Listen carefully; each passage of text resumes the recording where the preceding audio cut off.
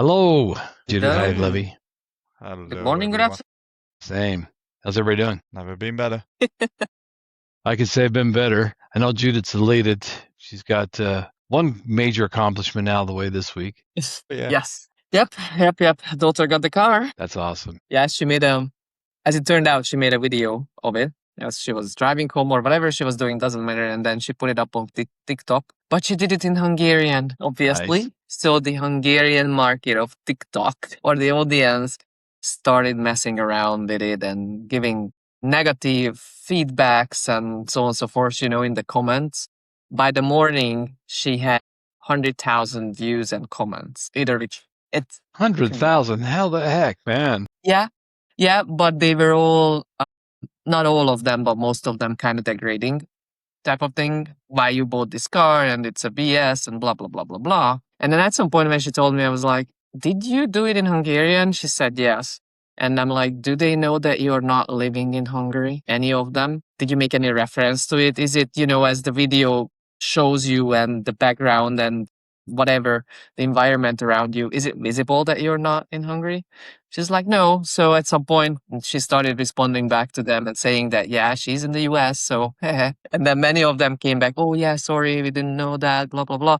But some of them just went even further down Yeah, don't feed the the whole. trolls. And then, but she was laughing about it. She's like, it's culture, is so funny. But at That some is point, kind she of just turned up. interesting, though. That's interesting that once clarifying that I'm in the U.S., it's 105 degrees outside, by the way, that people would have a paradigm shift, basically, and think something Yes. differently. Not all of Yeah. them, apparently, but it's funny that location mattered. It does. But even in Hungary, that type of car is a good car. Yeah. Normal size car, not like here. It's a matchbox here, but still in Hungary, it's a normal size car. So I don't know why people would shit on Toyota, basically. So brand new. I don't know. Yeah, but that's, Whatever. It's the the German jealousy. car is king still. Most Yeah. of the loudest people always think that German car is the best. So you guys Yeah. you have to tell me, because when I look, so I've owned a BMW 318 when I was young. I've liked Mercedes, and I've appreciated the cars. Youngest daughter drives a Porsche. It's okay to me, but I don't see those cars as king. Why are they perceived that way? In fact, if I look at the designs for the latest designs coming out from BMW and Mercedes, both these are hideous looking cars. What's going on? Is it just me being an American, or is it It's universal for the across Chinese Europe? market. They are aiming for the Chinese market. That's why they do the over extended, The exaggerated shapes. exaggerate. Yeah. Okay. So that's Yeah, that's but why they've but changed. there are loads of BMWs, Mercedes, and I don't know, Audis here. I don't know in Utah, but here in Texas there are loads of them, and the local ones seem to love it. I don't know why, other than it's German brand, German quality, but at the same time it's way more expensive, like our Audi was, right? And then the maintenance and everything else, and everybody said that the parts are coming from Europe, so that's why everything is so expensive. Quality wise, yeah, I understand why it's better than a Ford. Sorry, Troy. Ford truck. Misconception. Total misconception. Could be. I had a Ford car, so I have a comparison. But I don't know. I don't know, for me and for my family, it's really the Toyota and the Lexus. So Yeah, Toyota and Lexus, that's very popular here as well. Of course, I live in the Intermountain West, so the most dominant vehicle type here is a very large SUV or pickup. None of those manufacturers make the equivalent, except for Toyota. Toyota does make a Tundra, and Yeah, I think they still make Sequoia. the Sequoia. yeah, So those are larger vehicles. But I actually have no knock against any of the German car makers. The challenge I have is, to your point, is cost, and a lot of that cost I always attributed to being tariffs and the costs of coming in, the imports, etc. But now that they have for a while built cars in South Carolina, or other parts of the U.S., it's more for me coming back to styling. I'm looking at, when I love the BMW M3, that car had the right style. When I look at what BMW sells today in the U.S., I'm like, it's just not appealing to me. But that's just me. it's I don't know it's a if it's taste. It's a taste, and they Yeah. are changing the way they look, right? The whole, uh, even with the Audi. Once I needed to take mine in to service, and then they gave a loaner. That was a newer. So we had a Q5. They gave a Q3 loaner that would get smaller, obviously for us being so tall. You all know that. No, But no, it looked way. it's a But it Matchbox. looked. Yeah, it's not as much as a Matchbox, yeah. But it looked way better than my 2023, and that was probably a 2020. Yeah, that was last year, so 2025 Q3. It looked way better, but yeah, I think it's all about design nowadays. But Yeah. again, the parts, and she was doing some research as well. The parts, even if they assemble the car here, like you said it in South Carolina, wherever it is, doesn't matter. The parts are still potentially coming From from Dusseldorf, Europe. and yeah, Yeah. yeah. Yeah. Yeah, I had a Volvo S60R. Loved the car. Got a cracked not a cracked windshield, but a cracked headlight. $1,100 to replace the headlight. Like, No surprise. Yeah. really? So, but domestic cars in the U.S. now are in the same boat. A lot of the cars today, it's the entire headlight unit. So Yeah, you're yeah, yeah. buying And the you whole, cannot fix parts of it. yeah. Yeah, you need to So change the whole unit out, yeah, so and that's why it's it's also over expensive. $1,000 there. But the funny thing here is I'm gonna come back to style. I don't know if either of you ever saw. I think it's a Buick Aztec. Whoever made the Aztec, this hideous Yeah. SUV looking crossover looking thing, ugliest car I have ever seen in my life. And That I'd was in look at Breaking those. Bad. Yes, yes, it is. I'd look at that car on the road, and the whoever's with me, I turned to them and say every time, broken record, somebody had to stand in front of that car at a dealer and say, "This is a damn good looking car. I'm buying it." Or it had to be so discounted. They said, "I don't care how ugly it is. The price is right." One of those two.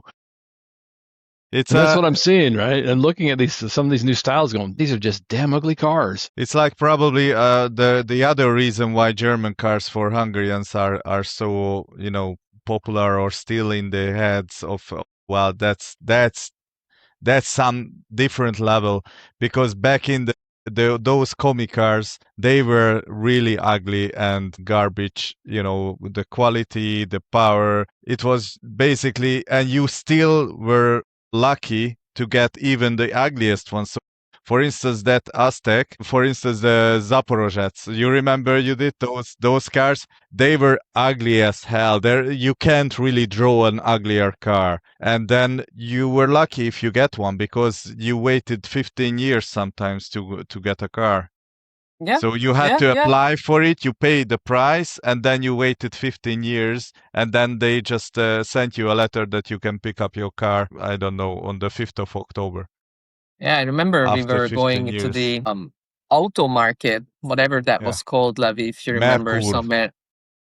it was called It was Merkur. somewhere in Budapest, and I think it was pretty close to not Hero Square, but somewhere in that neighborhood. Mm-hmm. And then we went there with my parents, and we were looking at cars. You could have bought a car right there, but back to your point, ugly, old. I Yeah. remember they were telling stories about what you just said, that they needed to order it and needed to wait like 10 years whatsoever for a Trabant to come in. Or Lada, whatever it was back then. It was And compared to those, a BMW or an Audi or a Mercedes, they were spaceships. So it wasn't even in the same league. and I think it's the German quality itself as well. Well, The back pop the, then the it pop was yeah, the popularity of the German quality in Europe being so good and being the Western European, yeah, yeah, considered being the Western European quality. yeah. French was also Western European, but they weren't that popular for some reason. Peugeot and Yeah. the Renaults, Yeah. You don't know, yeah. they were actually when produced in Romania as Dacia back then. They were Yeah, yeah, yeah. Renaults.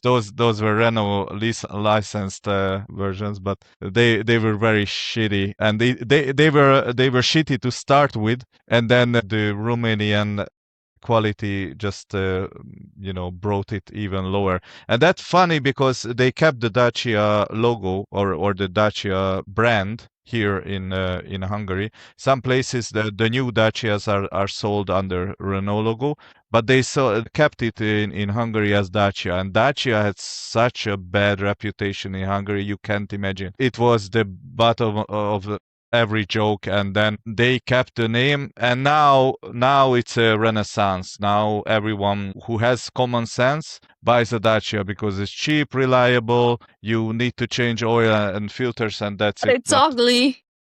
But it's Going ugly, back to yeah. But design, it's ugly as shit. so am I. But I'm useful, right? So it's So Peugeot made me remember actually the Aztec was Pontiac Aztec. yeah, Pontiac was it? With GM, they brand so many of the same cars under different makers. It's like, try to remember. I can't say I ever found anything from Europe car wise to be the most appealing thing for me to buy. Now, I have bought 2 Volvos. I love both cars, fantastic cars. But was it because of the safety? No, it was kind of a mixture Construction? of powertrain reliability and the safety. It wasn't just one. And then on the R model, well, they had really sporty small cars, mid-sized cars. I was never drawn to their SUVs, but to those two cars, the S40 and the S60. I didn't like the S80, that was your grandma's car, but the S60R, I just loved the style cues on it, the powertrain reliability. Didn't have any problems with either. I had an S40 and an S60, no problems whatsoever. What were they, a 5-cylinder or what they had? The S40 was a 4-cylinder. The S60 is an R. It might have been a 5-cylinder. Because those were good ones. It was a 300 All-wheel horsepower drive. motor. Yeah, both were all-wheel drive. The only knock I'd give it is was a 6-speed manual, but it had a built-in anti-slip detection system. In Utah in the winter, obviously there's snow and ice. If you wanted to screw around and floor it and kind of drift a little bit on the snow or ice, it won't let you. You can floor it, but it's got a governor in it. It stops a rev limiter and it stops you from going anywhere. And for that, you should buy a Subaru. No, thank you. I'm gonna pass on that. Anyways, but like I said, I drive a truck. Driven trucks for the most part for the last 30 years. Primary vehicle. Had a couple cars in between, but sedans have been more for little family trips things. Can't relate. Once you start driving a truck, it's just hard to look at a car the same way. How about winter tires? Okay, we've had this discussion. I just do the all season. All season, and as long as you recognize the weaknesses of a pickup truck, the back end's much lighter than the front, and you know how to drive in the snow. It's fantastic. Still a truck, man. It is. I wouldn't want to do that. I wouldn't want to do that. Yeah, but you wouldn't even climb in the bed. So here's the fun part. That's not your car. That's not your car, and that's it. I don't know if Abik has shared this podcast with Himanshu, but I picked Himanshu and his family, his wife and daughter, up in my truck, and his wife and daughter were in the back seat, and there was room for 2 more people. Right? They're back there. They're sitting way up in the air. They're looking. It was so fun to drive around, showing them potential places they could pick an apartment when he got here. Just to see the amazement on their faces was they're looking around, going, "What is this we're in?" That was fun. Yeah. So if Himanshu watches this, hopefully he'll comment on it. Well, yeah, that was their first time in the U.S. as well, right? So yeah, it was. They were pretty much in a culture shock from that perspective, coming from India. Yeah, and needing a ladder to get into a car was probably pretty unique. Yeah, that's probably not usual. That would be unusual for anyone. Yeah, but hey, outside the U.S. Outside the U.S. I don't want to change anybody's opinion about cars and trucks and whatsoever. I'm never gonna get it. Never gonna buy a truck for myself. If somebody wants to have a truck, go for it. If someone has a truck, I'm gonna get into it. But there you go. Don't want to make me buy a truck. That's all I'm saying. Yeah. So other than cars, you mentioned the commie cars, Levy. Other than cars, what do you remember coming out of the 80s and into the 90s after the changing of governmental structure in Europe, especially for Hungary? What do you remember after those changes?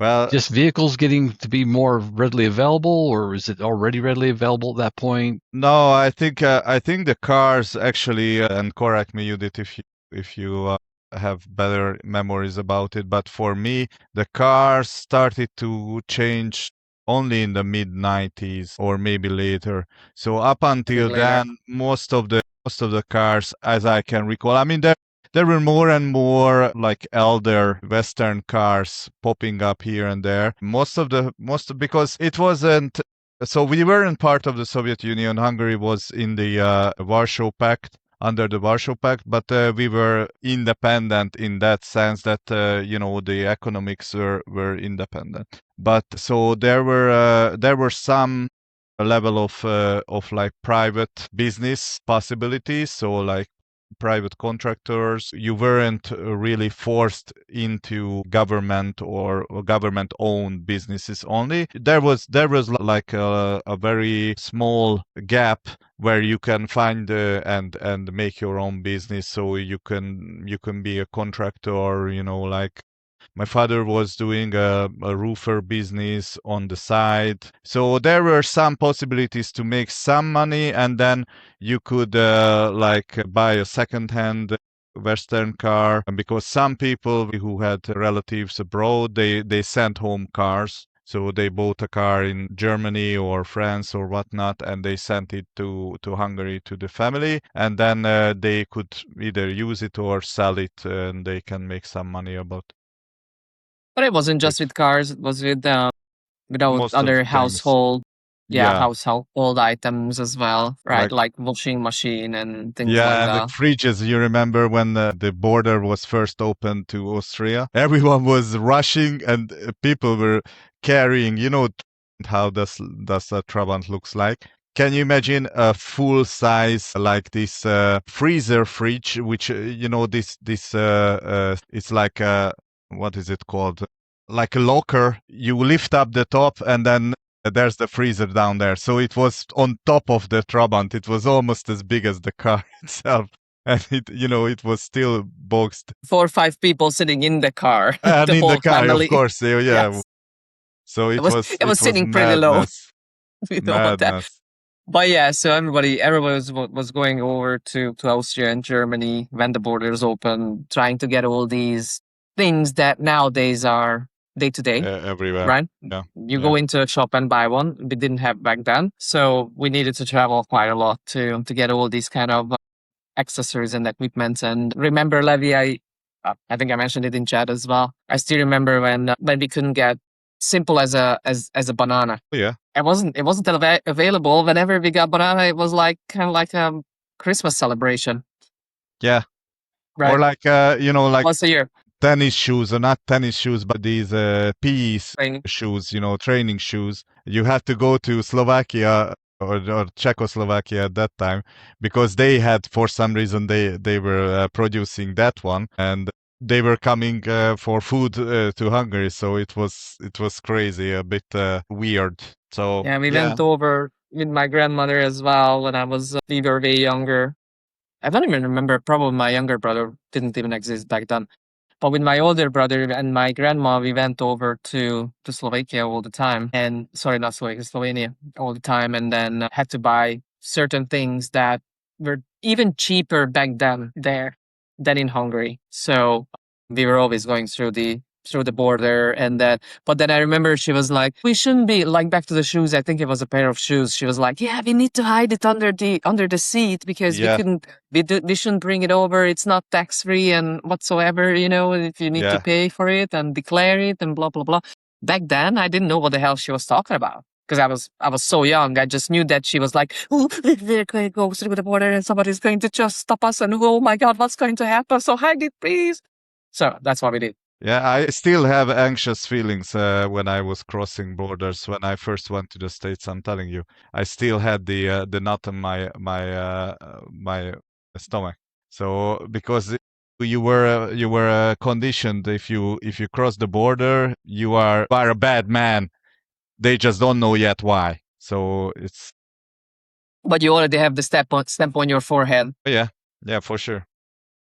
So But that's two funny things for you. While I was working in the Netherlands, the first thing you said, bananas. I remember learning all the banana shapes in the grocery store had to conform to the bananas approved for Europe, essentially straight. It could be no curvy, but it was not really. It wasn't like mandated that way. It was more of a quality control thing with thickness and stuff like that. So I remember that you here in Utah, I assume in Texas too, you'll get bananas of all shapes and sizes and a lot of curvies because they're not necessarily all coming from former European colonies. So the types grown in a former European colony were the approved types. That was the first funny thing. The second thing is when I came home, I took about a 2-week vacation from work and came home from the Netherlands in the spring, and I brought with me a whole bunch of bulbs I bought, and they're all packaged by what the variety of flower is. I get to U.S. Customs, and they can see them. They're like nets, right? They can see all the bulbs, and I'm declaring everything I've got. But the customs agent looks at it and goes, "I got to inspect these closer." Cuts open all these bags. I'm like, "Dude, what are you doing?" Mixes together all my bulbs, so now I have no idea which is No. which, and I've got all the open bags. It's like, yeah, culturally, you have two different viewpoints, and I didn't have a problem leaving Europe bulbs. I just had a problem bringing them into the U.S. I understand the pests and other things that can come in with produce and stuff, but you didn't have to rip open all the bags. You can see what's in the bag. They were nets. Suspicious. So, yeah, I think he just wanted to dick with me. That's my point of view. Maybe. And so he cut them all open and mixed them all together, and I had to put all these loose bulbs back into a carry-on bag because now they were no longer packaged neatly, and continue on. Let's just say it wasn't the best flower garden. There were a lot of pretty flowers, but they didn't match each other. Some were too tall and some were too short. This didn't match. For you. Yeah, poor me.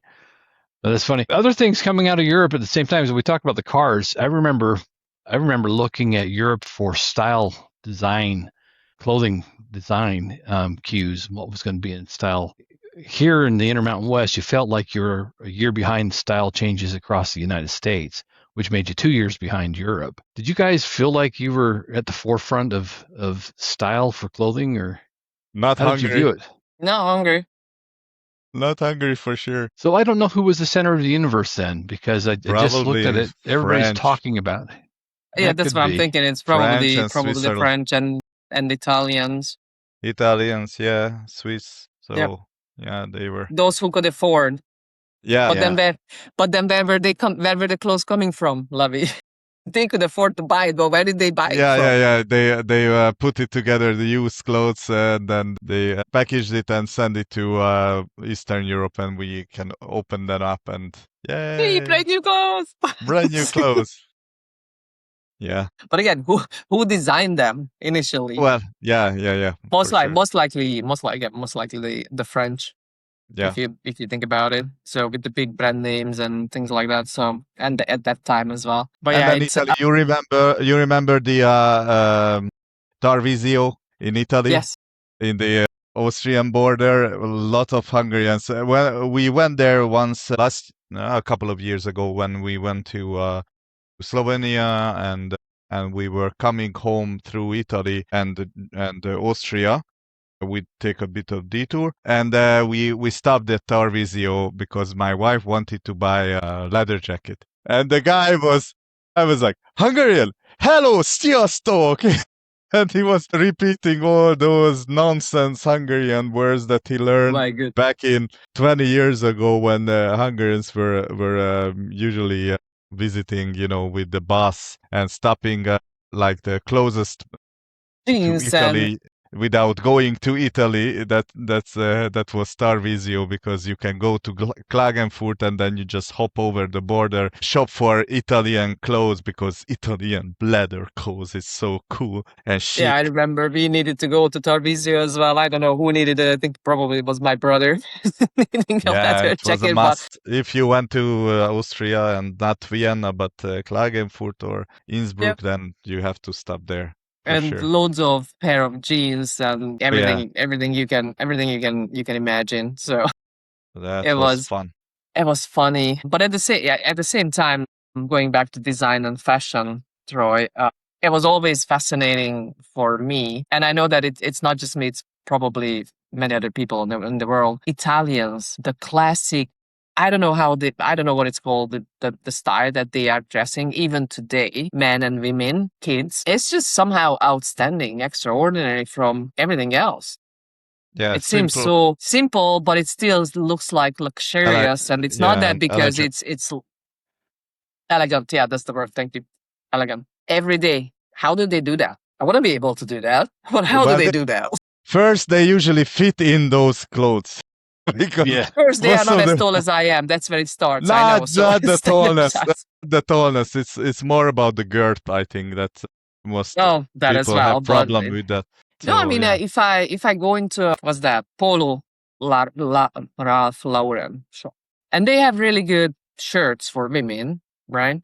And they have the slim fit as well. But somehow I'm too tall and too slim, not and slim enough. somehow the two just doesn't just don't work together. So I cannot dress like that because they don't have that clothes for me. And I know it's not necessarily Yeah. Italian, but in Well, general, the elegant. see, and I always loved Italian suits, but I'd buy an Italian suit and I'd have to have it custom fit because it comes tapers down too tight at your chest as you go towards the waist. It's like this is not the right cut for me. You know, and this is when I was actually physically fit, not today's shape, but when it's physically fit. So I'd always have to have them customized to make the fit more natural. And then you're looking at, instead of paying $500 for the suit, you're paying $1,500. And that's my problem as well. So I could do the same thing, you know, just make it slimmer whatsoever to fit better. But if I pay $100 for a shirt or $90, whatever it is, and then I need to tailor it, I'm there. What you're saying, it's like I'm not gonna buy a shirt for $120 altogether. It's Yeah. just it's just too much. You need ink tube. You did. You know, in electricity, they have this tube.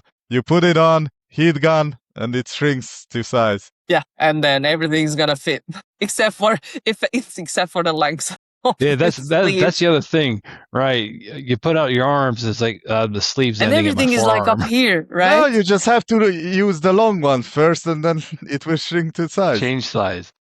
I Change size. You see, that's the new thing. That's what we should work about. You know, shrink tube clothing line. That's funny. Now there are a lot of different things. Picking and plucking from different cultures is fun until you try to use it. Yeah, it worked really well for like the Dutch. Another example. Tall and very skinny, very slender. I've got a jacket I bought at a shop that's no longer in business called Vroomen Driesman. The jacket is 27 years old. I still have it. It was the only jacket in Amsterdam I could find that actually fit. Everything else was too tight. I still got it. It's rain repellent, and today, if I put it on today and go out in the rain, it repels rain 27 years later. and Fantastic does it jacket. fit still? It fits. It still fits. The only problem it has is that a lot of the stitching on the inside pockets, because it does have both sides have inside pockets, it started to tear, so I've had to kind of sew it together to keep it going. Yeah. I don't think anybody in my family is looking at me going, "That's a great fashion statement for you," because it's not. It looked great in 1999, but not so great today. But I love the jacket. I can't get rid of it. That's awesome. Oh my God, those were the Yeah. times. Exactly. How young we were back then. Oh yeah, full of hope. Yes. And dreams. Full of hope in my initial IT consulting world. As a network analyst for British Telecom, supporting a small Dutch railway British Telecom startup called Telfort. Mobile service, mobile phone. Fantastic experience. I didn't even know back then that I'm gonna end up in IT. Yeah, Didn't me even know how neither. to turn on a freaking PC.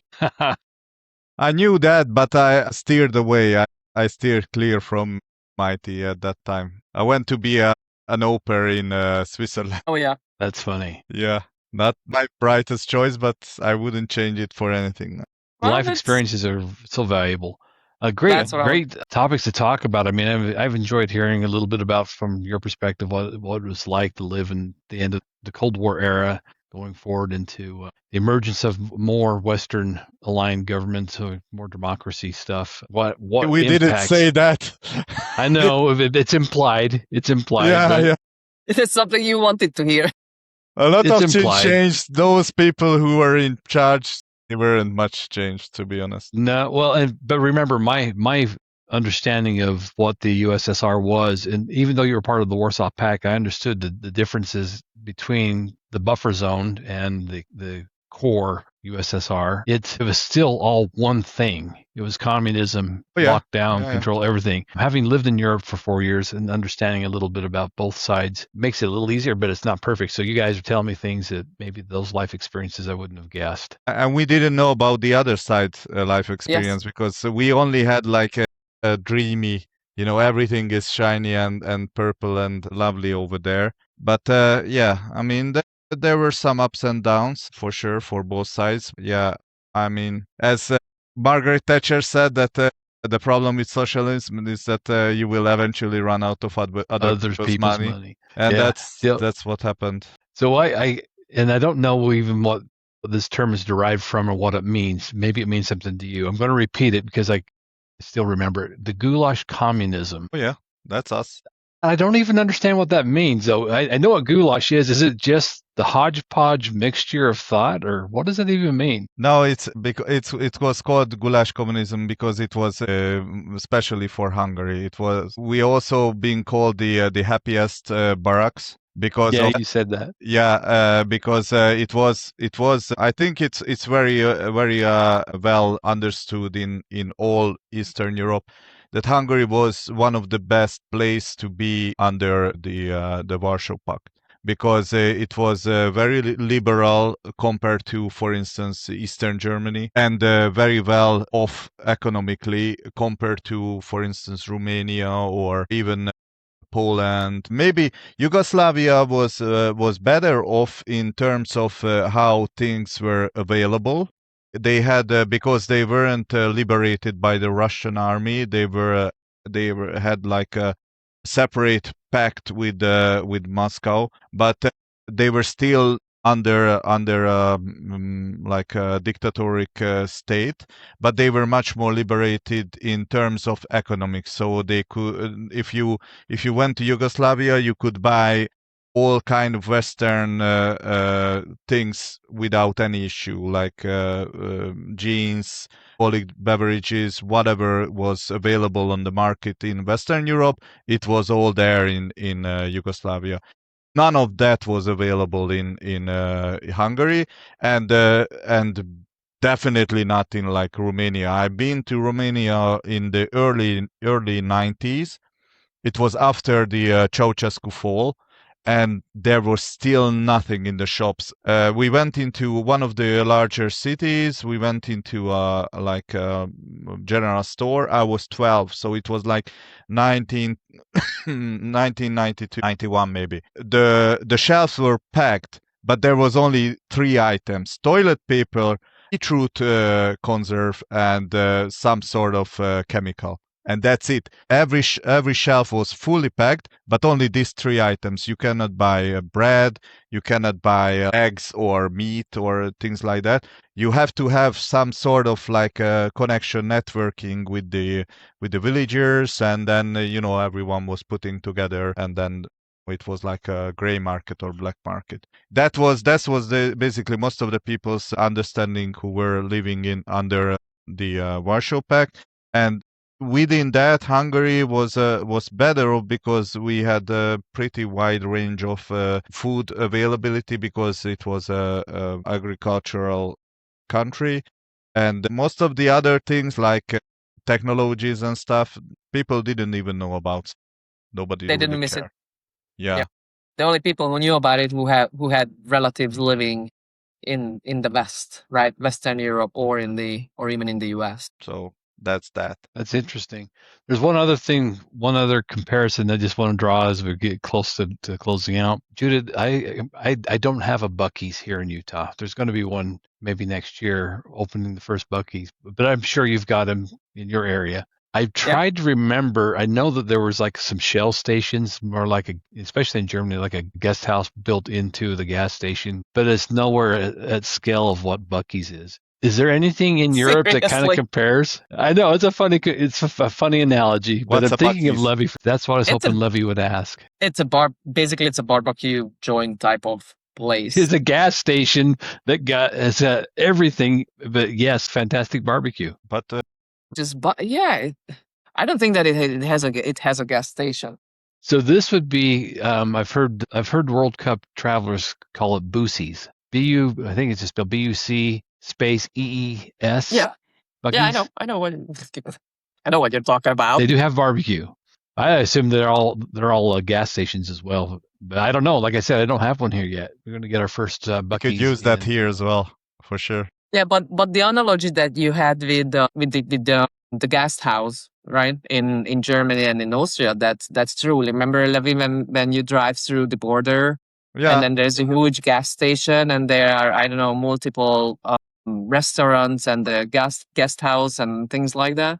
There are multiple versions, like the Mövenpick Yeah. has one. What's the other one that Was in Marche different? had one, but No, the German Shell one had it. or Austrian one where you could buy those special mugs as well. What's the name of it? Anyways, but the Mall has one as well. You know, the Hungarian That was oil the company. What's that? yeah Marche. Yeah, Marche. You Marche. said Marche. That's what Yeah, I'm so talking about, the Marche. But Marche went out from Hungary now. where They are you called have the something. petrol station by the it's usually by a very busy highway or something, and then Yep. there's a full restaurant. I mean, it's not just like a normal petrol station you go and then grab a hot dog or whatnot, but it's like a full entertainment center with Yeah, food. but in Hungary it's a bit different because you have you had the Marche, and then you needed to bring your tray and pick out what you want, and then you bring your tray, kind of like a fast food type of thing here. And then you just sit down, you just have a normal roof whatsoever, plus the gas station next to you. But if you compare it with the Austrian one, for example, or the German one, really there are those guest houses that Troy is talking about, or a restaurant where you sit down and then a waiter is going to come take your order, blah blah blah. So it's more complex in Austria, Germany than it is in Hungary or Slovenia, for example, when you drive down Yeah, but to Italy. it's usually It's the you same. want to get on your way as fast as possible, but you Yes. just don't want to eat a hamburger or some Yeah, it's not junk you want food. to go into a McDonald's or whatsoever, but you want to Yeah. eat You normal want something Yeah, more. food, it's a homemade, travel whatsoever. center that has a Yeah, little more upscale. Yeah. That's cool. So your homework assignment, Levies, you're gonna have to do some research on Buc-ee's. Buc-ee's. Okay, I'll give you a YouTube you video or bet. something. I want to know all about the barbecue there for sure. I do too, because I love barbecue, and like I said, that we don't have one yet, and so looking forward to it. And FYI, never been to Buc-ee's. Just saying. Well, Boo! it's a very large retail space inside, so you can find almost anything you want there. I know, and never been in one. That's why she's not going there. No,